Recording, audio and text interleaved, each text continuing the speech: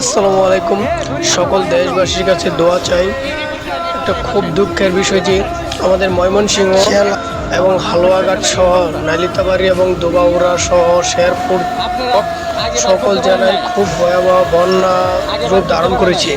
এই বন্যাতে এবং শেরপুর নালিতাবাড়ি এবং হালুয়াঘাট দুবাউড়া সহ বিভিন্ন এলাকার মানুষ বন্যা প্রভাবিত হয়েছে। তাই আমাদের এই অঞ্চলগুলোর অবস্থা খুবই খারাপ এবং ইন্ডিয়া থেকেও পানি এদিকে আসতেছে। তাই এই গ্রামের মানুষগুলোর অবস্থা খুবই খারাপ। আমরা আশেপাশে যারা আছি সবাই আমরা সবার পাশে দাঁড়াই এবং সবাইকে যতটুকু পারি যেভাবে পারি সহযোগিতা করি। আমরা যেভাবে পারি সকলে এগিয়ে যাই এবং থাকা খাওয়া এবং যেভাবে পারি সবাই সবার পাশে দাঁড়াই, সবাই সবাইকে সাহায্য করি।